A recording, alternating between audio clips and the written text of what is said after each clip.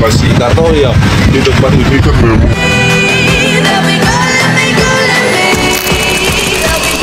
parkir.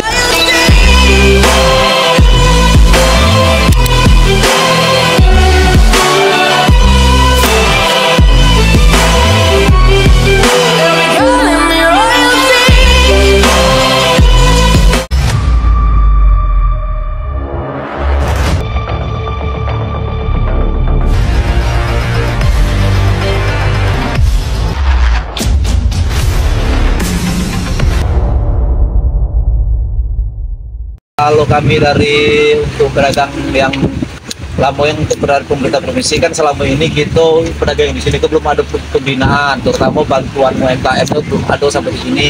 Untuk kegiatan-kegiatan event-event keramaian di Taman Pasir Putih belum ada, kecuali dari kelompok kita Pokdarwis sendiri yang Pokdarwis Gading Putih mengadakan event keramaian seperti pasar malam. Nah, tapi untuk dari kontribusi dari pemerintah provinsi walaupun kota belum ada sampai saat ini.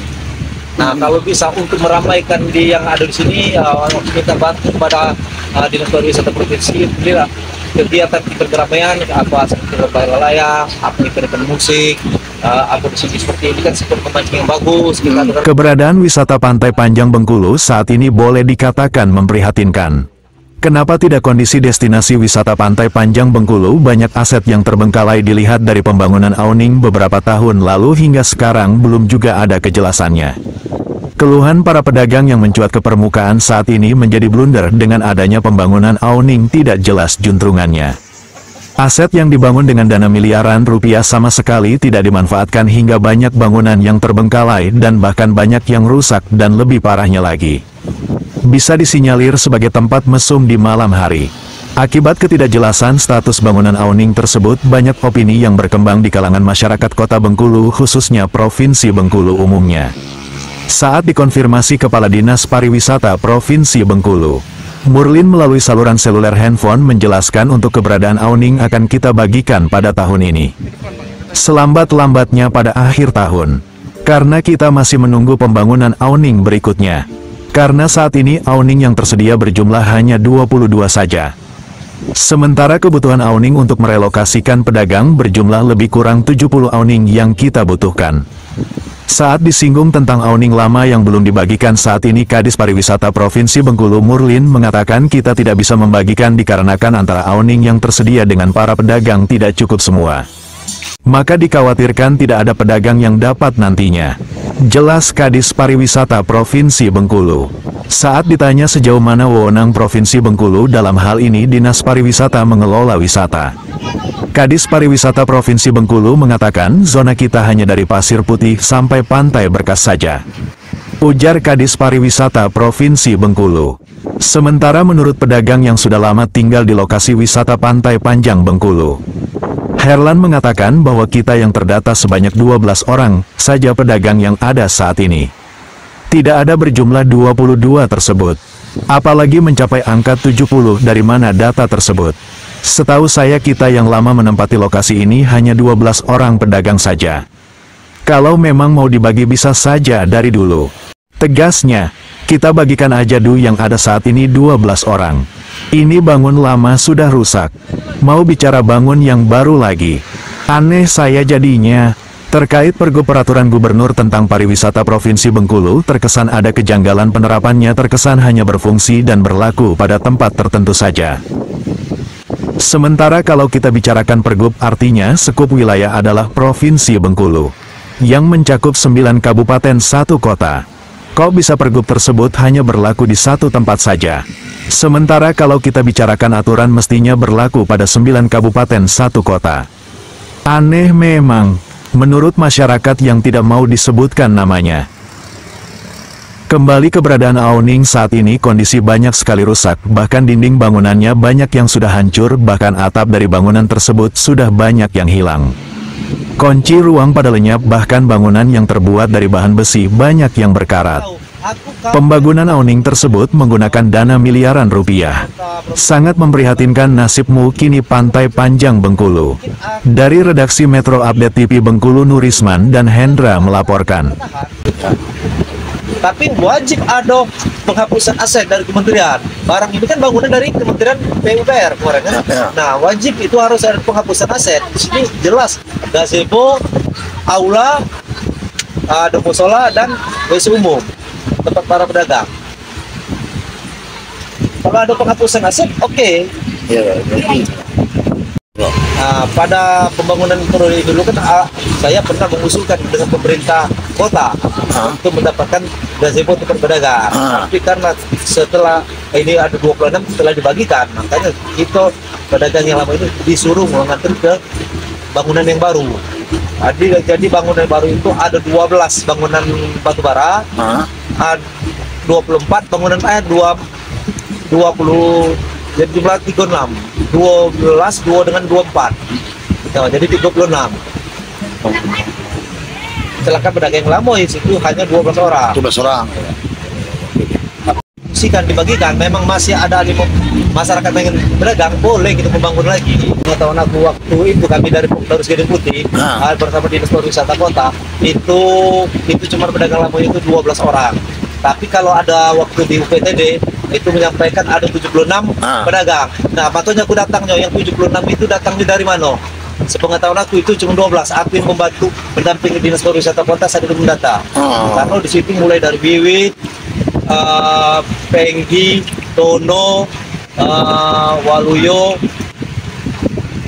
Cunggi, Din, sampai ke Deli itu sekitar 12 orang pedagang lama. Tapi udah 76, aku tidak tahu itu datangnya dari mana. Dari 70. Dari 74. 76 jadi. 76. Ya. Nah, sekarang yang sudah ada 22. Ya, yang itu bangunan yang lama yang Kurburo itu kan 22. 22. Kenapa?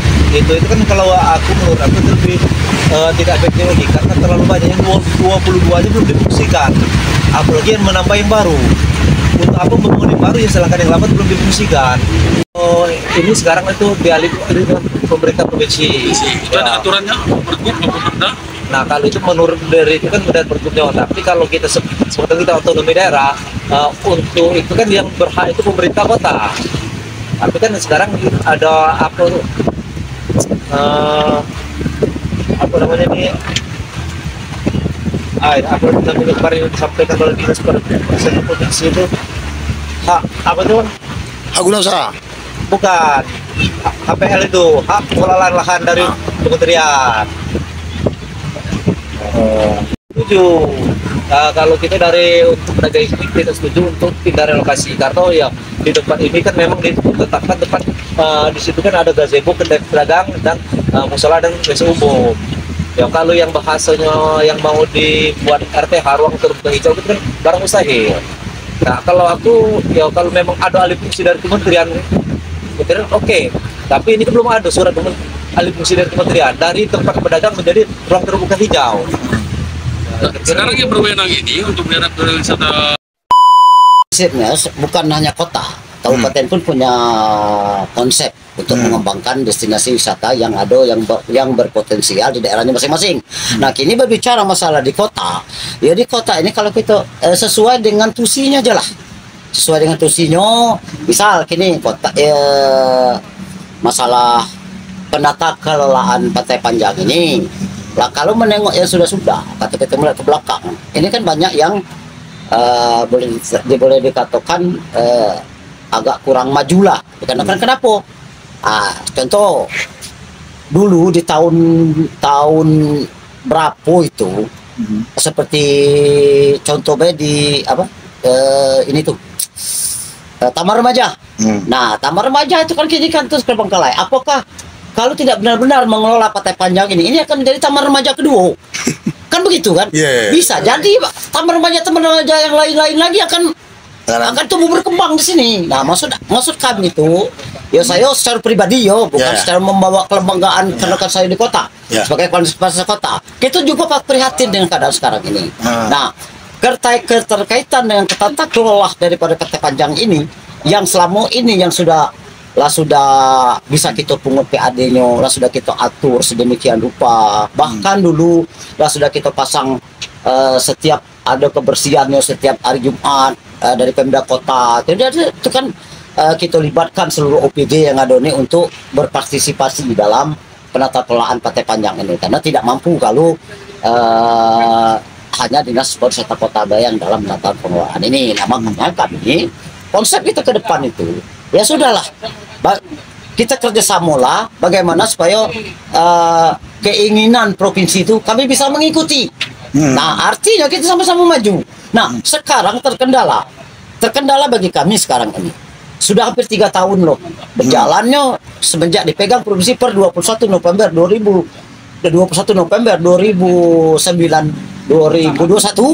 Nah, ini seluruh aset baik itu bangunan maupun apa namanya itu tanah dan bangunan yang di kawasan wisatanya kan sudah diserahkan penuh dalam tata pengelolaannya ke provinsi.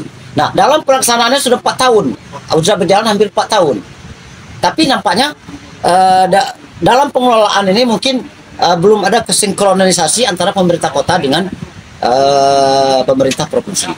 Nah, kembali kepada kami sebagai yang stakeholdernya untuk dalam penata pengelolaan Pantai Panjang ini. Nah, kami terkendala seperti kami misalnya mengukur PAD.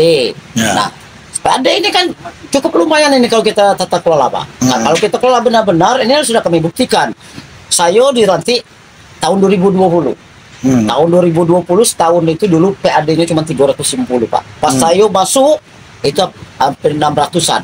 Dan saya melihat potensi yang bakal kita dapati PAD-nya mungkin bisa lebih dari 1 miliar. Karena banyak potensi-potensi yang lain yang belum kita garap. Nah, maka inilah. Nah, sekarang ini terkendala kita dalam pengurutan PAD-nya. Masyarakat pelaku usaha yang mengelola Pantai Panjang ini tidak bisa kita kondisikan. Ya, kenapa? Karena katanya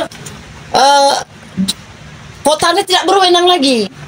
Nah, jadi siapa yang dirugikan dalam hal ini? Sedangkan masyarakat terus berkembang, sedangkan masyarakat terus mengelola ini. Nah, sedangkan kita dari kita dari posisi kita sebagai pemerintah ini memang harus ada regulasi yang harus kita jalani dalam hal penata pengelolaan ini. Nah, saya kira itu. Nah, mungkin ini belum ada titik temu yang gimana caranya supaya ini bisa berjalan. Kota tidak dirugikan, provinsi juga nama baiknya bagus. Lah kan kalau kami menata kelola ini, kalau kota menata kelola ini, otomatis kan juga nama provinsi yang terangkat. Dan kami juga berharap seperti itu. Nah, dan harus kita kembangkan bersama loh. Nah, kalau memang provinsi yang sudah menata kelola ini, ya kami mohon pula dari kota ini, jangan pula ya kok yang ada destinasi wisata yang ada di kota ini tidak dikelola provinsi. Contoh, Dendam tak sudah lah dikelola provinsi. Udah itu Taman Remaja lah dikelola provinsi. Pantai Panjang dikelola provinsi pula. Lah ngapa tidak ngelola yang di kabupaten lain? Nah, kan gitu. Kita tuh gini, Pak ya. Ini saya maaf kalau pemirsa yang mungkin mau nonton ini. Kita nih mencari solusi yang terbaik. Bukan kita nih tidak membuat kegaduhan di sini. Karena yang dikorbankan siapa sih? Masyarakat yang dikorbankan. Nah, itu setelah saya.